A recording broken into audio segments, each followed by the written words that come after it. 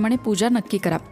आता महाशिवरात्रीची जी यामपूजा असते ना, ती नक्की काय असते तर महाशिवरात्रीला सकाळ, संध्याकाळ, दुपार आणि रात्री असे 4 प्रहर भगवान शिवशंकरांची पूजा करतात। यालाच यामपूजन म्हणतात।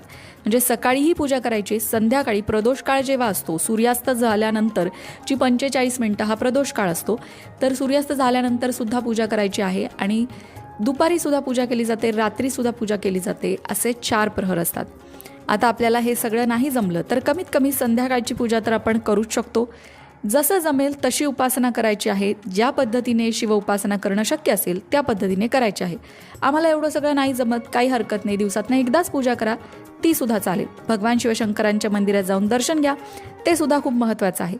आता शिवपूजनामध्ये तांदूळाच्या पिठाचे 26 दिवे करायला सांगितले जातात। महाशिवरात्रीच्या व्रतात खरं तर 108 दिवे दान करण्याची सुद्धा प्रथा आहे। तुम्हाला शक्य असेल तर तुम्ही ते सुद्धा करू शकता। भगवान शिवशंकरांना पांढरी फुलं वाहिली जातात, हे तर तुम्हाला माहितीच आहे, पण त्याबरोबर महाशिवरात्रीला कमळ सुद्धा भगवान शिवशंकरांना वाहिलं जातं। आणि सगळ्यात महत्त्वाचं, फक्त आणि फक्त महाशिवरात्रीलाच भगवान शिवशंकरांना केवडा किंवा केतकीचं फूल वाहतात। इतर वेळी शिवशंकरांना केतकीचं फूल अजिबात वाहत नाहीत, त्यासाठी पौराणिक कथा आहे, पण महाशिवरात्रीला ते वाहिलं तर चालतं। महाशिवरात्रीच्या व्रतामध्ये सगळ्यात महत्त्वाचा भाग म्हणजे उपवास, आणि हा उपवास तुम्हाला दुसऱ्या दिवशी सोडायचा आहे, म्हणजे महाशिवरात्र झाल्यानंतर दुसऱ्या दिवशी सोडायचा आहे।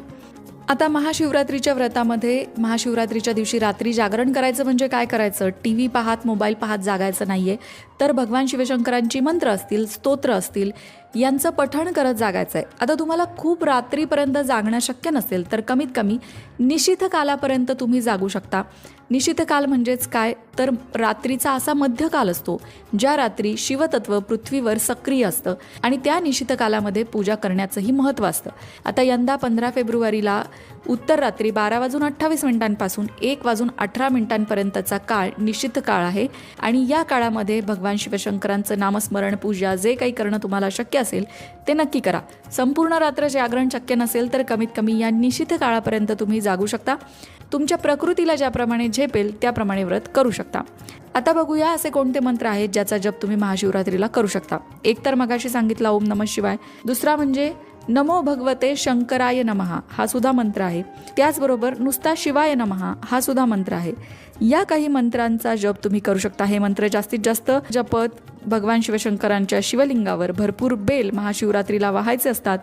घरीच किंवा शिवालयात सुद्धा हे मंत्र तुम्ही पठण करू शकता, घरीही करू शकता, शिवमंदिरात जाऊनही करू शकता।